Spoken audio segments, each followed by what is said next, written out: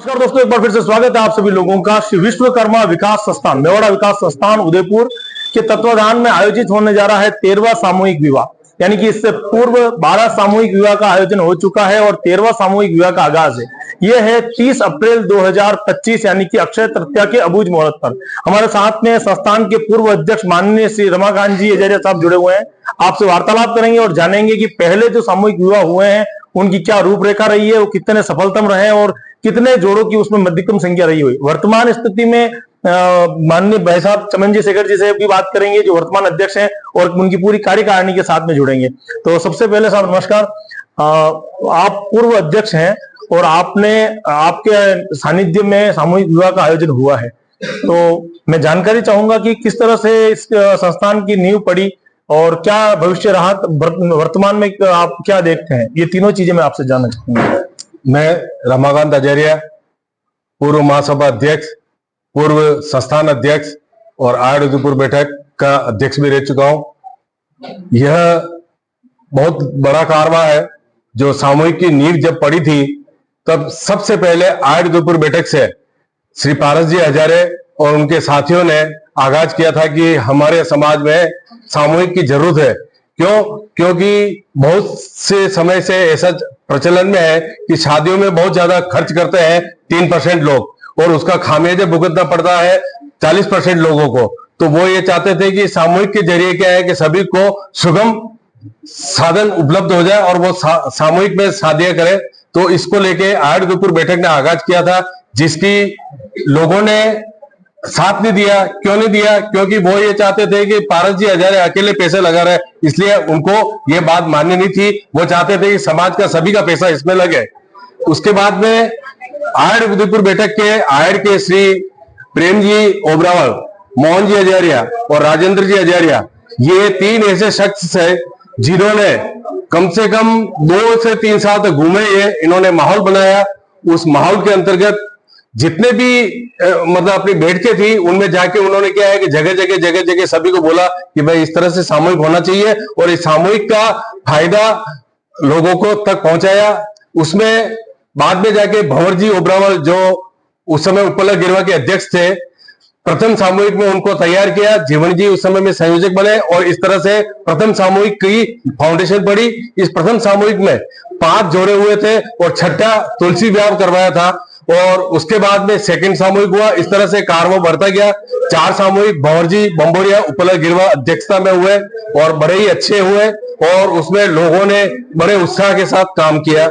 उसके बाद में आते हैं हेमंत जी उसाणिया। हेमंत जी उसाणिया के समय में भी एक सामूहिक हुआ, परिचय सम्मेलन हुआ और प्रतिभावान सम्मान समारोह किया।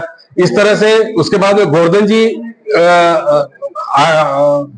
तीतड़ी वाले आए, उन्होंने भी उसाणिया, गोवर्धन जी उसाणिया तीतड़ी वाले, वो भी आए, उन्होंने भी अपना क्या है कि बहुत 100% दिया और इस तरह से सामूहिक का आगाज चला। गोवर्धन जी के बाद में सुरेश जी सुतार चीरवा वाले आए, उनके समय में भी सामूहिक हुआ और 2 सामूहिक उन्होंने भी किए। फिर उसके बाद में मेरा नंबर आया, मैंने भी एक सामूहिक किया।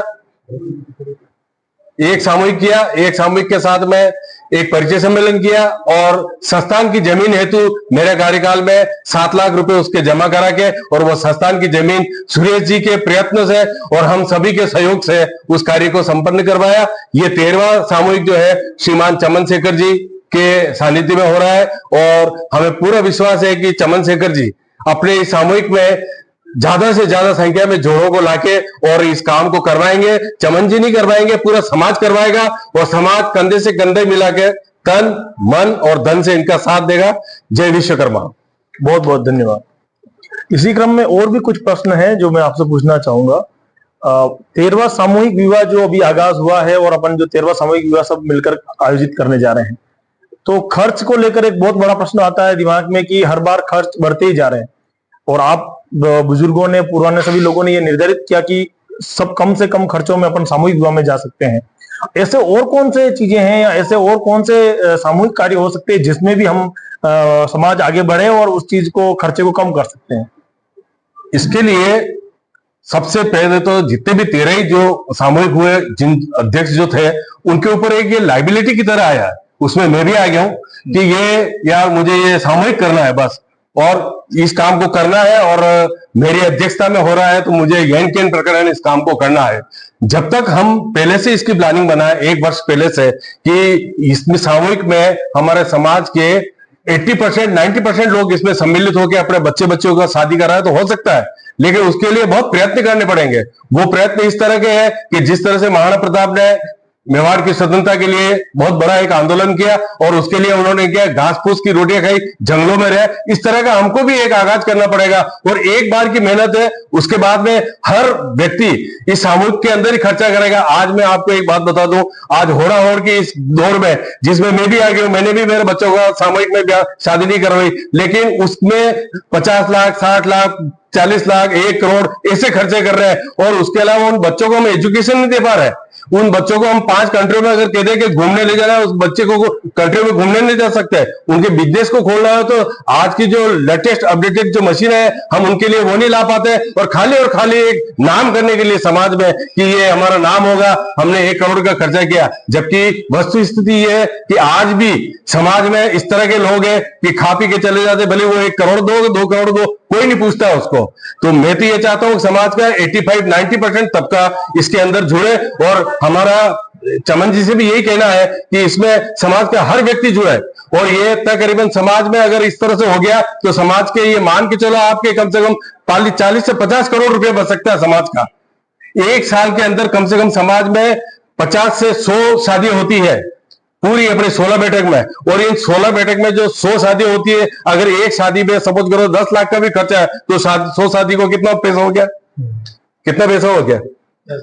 हाँ, करोड़ 10 करोड़ रुपए हो गया। अब 10 करोड़ रुपए की जगह आप क्या है 50 लाख रुपए में शानदार शादी कर सकते हो सभी की, और बाकी का जो 9.5 करोड़ रुपया है वो उन बच्चों के दूसरे भविष्य के लिए क्या आप खर्च कर सकते हो। ये बहुत दूर का है प्रश्न, लेकिन ये हो सकता है बशर्ते कि समाज में इस तरह के 5-25 लोग तैयार हो। मैं चमन जी को ये बात कह रहा हूं कि अपने को इस तरह के चीजों को अब लेके चलना। अब वर्तमान जो है वो अलग तरह का है, अपने को भविष्य की प्लानिंग बनानी है। जय विश्वकर्मा। बहुत बहुत धन्यवाद। इसी क्रम में हमारे साथ में वर्तमान की जो अध्यक्ष है माननीय चमन शेखर जी सुथार, आपसे भी वार्तालाप करेंगे।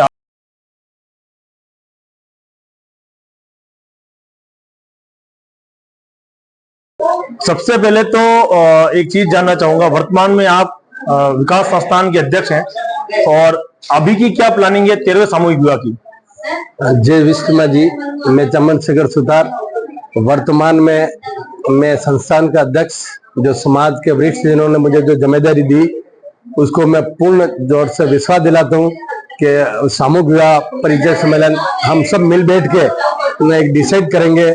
हमारे पूर्व अध्यक्ष संस्थान के जो भी संरक्षक है, हमारे आदरणीय रमाकांत जी भाई साहब, सूर्य जी संयोजक हैं, और अभी वर्तमान में हमारी पूरी कार्यकारिणी है, पूरी ऑथेंटिक और जो प्रस्तावित जो भी हमारी कार्यकारिणी है, महिला अध्यक्ष है, महिला कार्यकारिणी, हम सब मिल बैठकर जो भी हम अभी हमारे आदरणीय बड़े भाई रमाकांत जी जो बता रहे हैं फंडिंग और समाज को कैसे सबको जोड़ के रखें, इसका भी प्रयास हम पूरा करेंगे।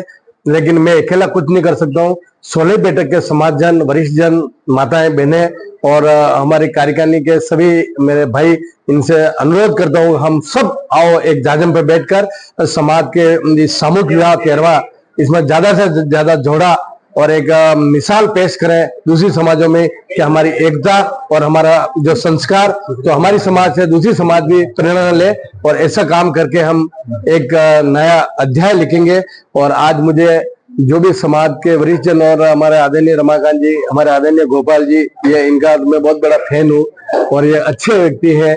हमारे अध्यक्ष जी हैं, जो भी आज कई तरह की घोषणा भी हुई है, और मैं समाज के भामाशाहों से अनुरोध करता हूं कि ये आप हम सबका काम है, इसमें ज्यादा से ज्यादा अपने भामाशाह के रूप में आप आगे आए और सहयोग करें, क्योंकि इसमें कोई भी काम समाज का या कोई भी समाज हो, बिगैर पैसे से कोई समाज का विकास संभव नहीं है। तो मैं आप सबसे अनुरोध करता हूं और हम सब मिल बैठकर इस सामूहिक विवाह के बाद में एक हम परिचय सम्मेलन और एक ऐसा डाटा तैयार कर रहे हैं। जो अनमेरिड लड़के लड़की हैं उनके ऊपर भी हम विशेष जोर देने की जरूरत है, और उसके बाद हम शिक्षा के ऊपर भी एक बहुत बड़ा मंथन करेंगे और इसका मंथन करके उस रूपरेखा बनाकर उसको उस पर काम करेंगे। धन्यवाद। जय विश्वकर्मा जी। एक प्रश्न और है आपसे कि अभी तक कितने जोड़े हैं, क्या तारीख है, क्या तिथि है, किस दिन अपन आयोजित कर रहे हैं और क्या रूपरेखा है। उससे पहले लगन लिखाई का जो एक बात आई थी वो भी मैं आपसे स्पष्ट करना चाहूंगा ताकि दर्शक तक ये बात पहुंच जाए कि पहले निर्णय में, वर्तमान निर्णय में और कितने जोड़े हैं और कितने भविष्य में जल्दी आने वाले, कितने अभी पंजीकृत होने वाले हैं। आज 5 जोड़े का रजिस्ट्रेशन हो गया है।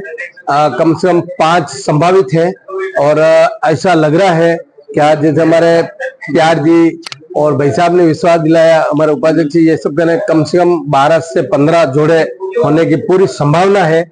और हमने कार्यकारिणी की मीटिंग की, उसमें हमने कोई फाइनल नहीं किया, लेकिन आज हमारी कम से कम 50-100 जनों समाज के वरिष्ठ जनों की मीटिंग थी, कार्यकारिणी की मीटिंग थी। उसमें तय हुआ कि हम लगन लिखाई का काम हम सामूहिक इसी वाटिका में करेंगे और झंडों का जो आयोजन है वो ये लगन लिखाई का काम जो संस्थान की तरह से ही होगा और ये जो झंडों का जो प्रोग्राम है वो वर्ग के घर पे करें, ऐसा तय हुआ और इस पर सबने सहमति दी और वो लिखित रूप में उसका प्रस्ताव पास किया गया। धन्यवाद। बहुत बहुत